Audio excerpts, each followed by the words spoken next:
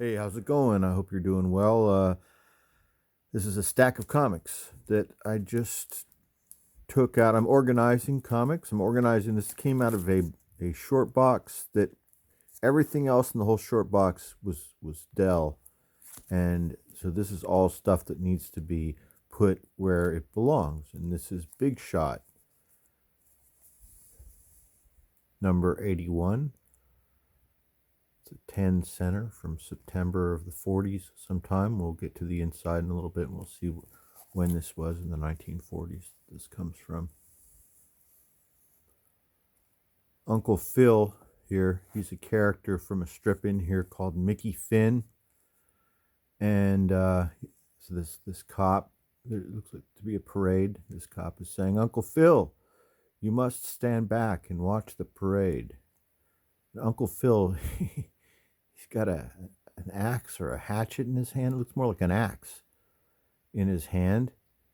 He's shaking it in the air and he says, but I want to play chopsticks on that calliope.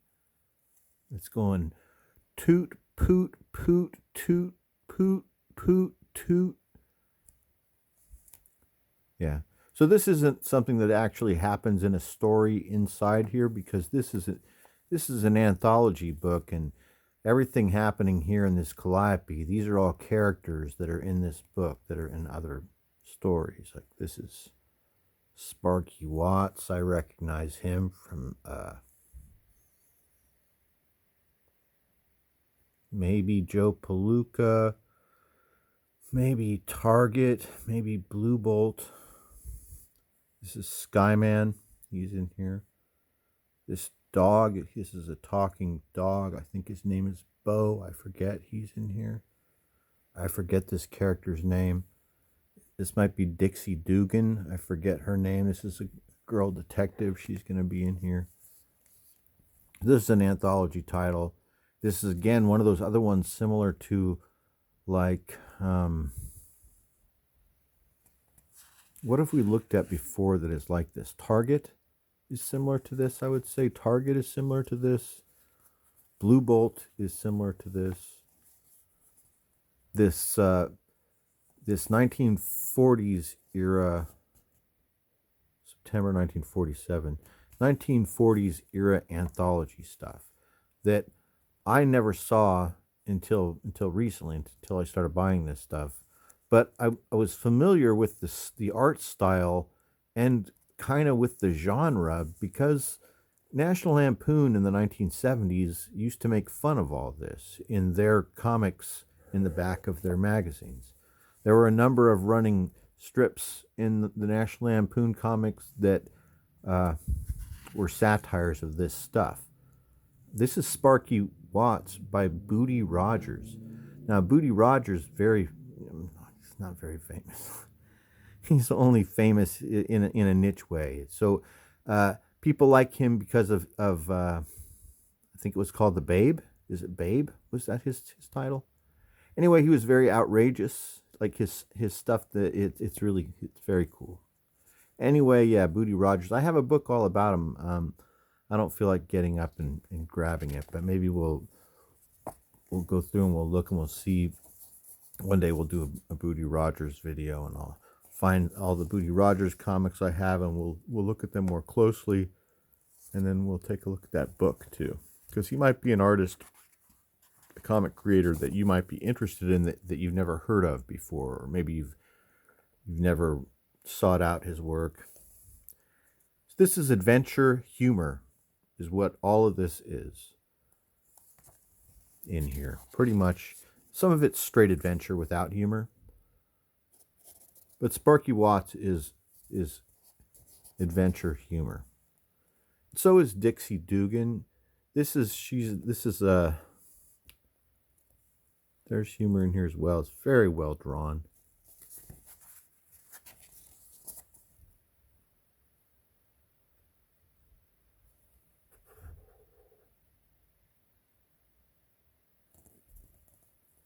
Look at these panels, you guys.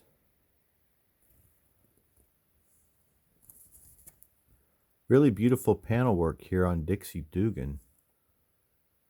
Huh. C.B. Parnham greatest little show on earth. This is a circus story. I really love circus stories. Now, I read this like 10 years ago when I first bought this, but seeing this, it makes me want to read it again. Seeing this artwork in here and then seeing this clown.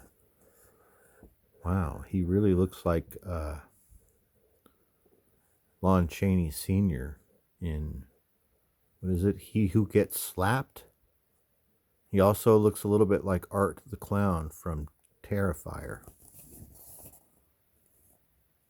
This is an interesting panel. Sniffle. I hope you'll like your new home. There they go. Dixie Dugan looks good, doesn't it, guys?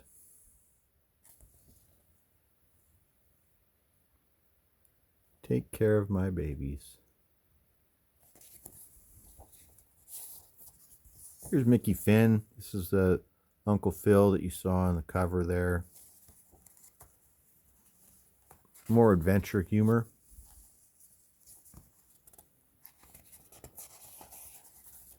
Mickey Finn is even more like crime adventure humor, maybe. I don't know who's the target audience for this. I mean, this looks like it's supposed to be for like a 50-year-old man, doesn't it? I mean, who's reading? Look at this. This is like it's about like loan sharks and bookies. That's pretty much what this is. I think it's kind of what it's about. This looks cool. Cranberry Bogs. Look at the art. It looks great. This is probably another like Lil Abner ripoff. Maybe in 1947, Lil Abner was really popular. This looks a lot like Lil Abner, doesn't it? What was the name down here? But I could be completely wrong. This Don Dean or Don Allen. I don't know. This could be a completely different thing. I can't remember. From the looks of it, it looks like something that I would really have enjoyed when I read it. This looks like, if I knew that this existed in here and I read this and really liked a couple of these somewhere else, in the old days I would have bought a comic just because it had Cranberry Bogs in it, or just because it had this Booty Rogers story in it. Meet Struggling Susie. This book is in pretty darn good shape for 1947. We didn't talk about that yet. Looks really good. There's a lot of damage to the spine down here, and there's a chunk missing right there. But it's all intact.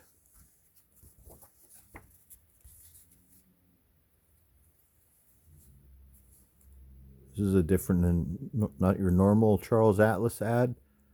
He's manufacturing men. What's he doing here? It's like Monsanto. Manufacturing men with chemicals. Brass Knuckles by Marty Marion. This looks pretty good to me too. Even though the art is not like up to what we've been looking at earlier. Here's the center. Looks pretty good. The staples look totally intact with a little bit of black mold. Oh, that's the other thing I didn't mention. This comic book smells amazing. So this comic book has a different... So you know how we love our comic book smells, but there are distinct differences to how these things smell from different eras, all right? A comic book from 1975, for example, smells like 1975. Comic book from 65 smells like 65, 55, 55. But 47, this issue smells really good. It almost smells like it almost smells like the inside of an old person's closet with that mothball smell mixed with maybe an old fox stole and some old wool World War II uniforms. Some shoe boxes. I don't know what it really smells like that. It smells like your grandmother's house. the back closet at your grandmother's house. All right, this is another reason just to buy this alone. If you've been watching this video for the last 10 minutes and anything in this video has made you think, I think I might check out Big Shot, maybe even look for Big Shot number 81. Stuff looks kind of interesting. I might want to read that stuff. Here's one of the reasons to get this comic. It's Skyman by Ogden Whitney. Not only is the story great in here, but the art is fantastic. Just look at that. That's just a great. But he's really good. He's really, really, really good. Look what's going on here. They're reading a Skyman comic.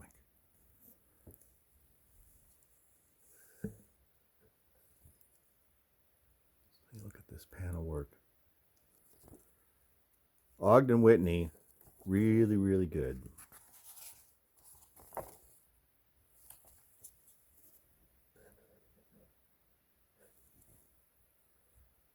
And just look at this.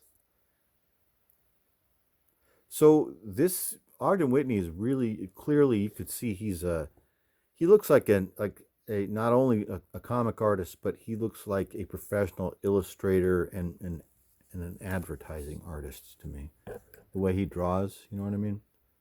Makes me think that he did a lot of different work using this talent in lots of different ways in the 40s and 50s and 60s. But this, look who's in here. Speaking of artists, and you know, I mean, he wasn't bad. He's in here. Look at this. I shall be the Führer of Earth as well as the moon. At last, my dreams of world conquest will be realized. Incredible. There will be no stopping us.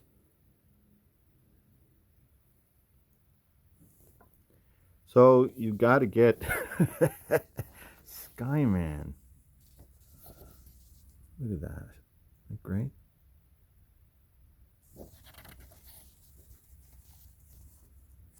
This is Bo by Frank Beck. I think this is that talking dog from the cover.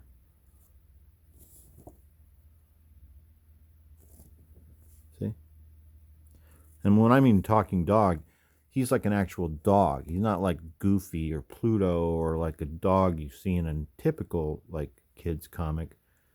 He's like a dog with problems. Once again, you know, who's reading this? This isn't kids.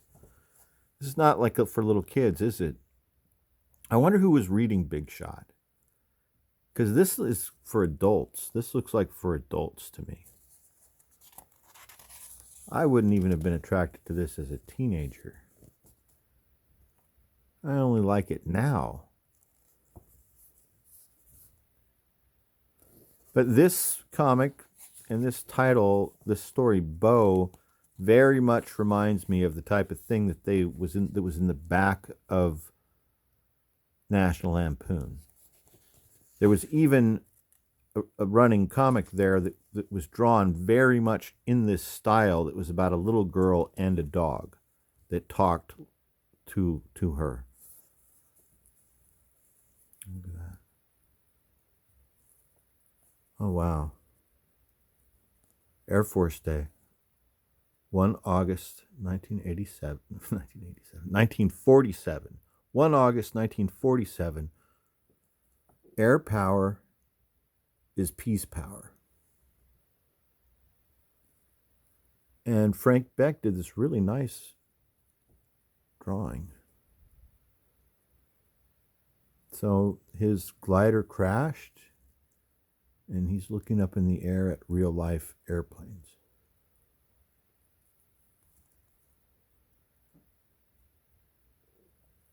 Man's best friend, isn't that nice?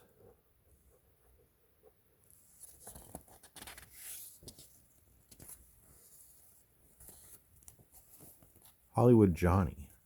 These are one pagers. These look really cool.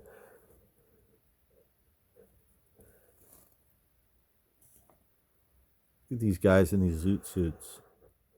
These aren't really zoot suits, but it's pretty snazzy.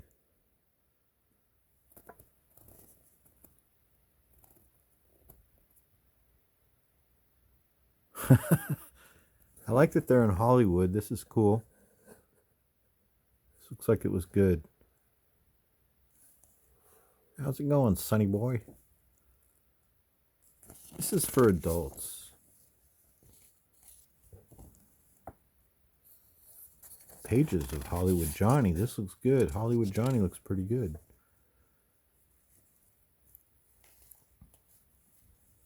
Who did Hollywood Johnny? Benny McAvoy and Jim Pabian. Tony Trent by Mark Bailey. Feels like it's going to be the last story. Looks like a straight adventure story. And it's also very well drawn. The quality of Big Shot is top notch. I got to say that. It's a very solid book, very heavy book. It's about 60 pages. Doesn't say anywhere here, but I think this is about 64 pages with no ads. Just a couple. I've only seen a couple ads. But yeah, it's heavy and solid. And all of the art so far in the entire book was good.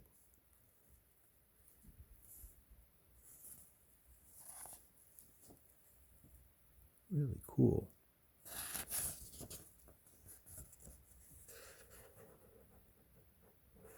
Neat. Get into radio, television, electronics now. They got a special program for veterans probably here somewhere. There we go. Special bulletin. Hey, thanks for watching. We took a look at Big Shot number 81 from September of 1947. Hope you enjoyed looking at this comic, and I hope if you're interested, I hope if you're interested in Big Shot and you check it out, I hope if you do check it out, I hope you enjoy reading it. I'm going to reread all of this. It looks really fun. It's at the top of this stack here. Thanks for watching. Have a great day or evening. Talk to you later.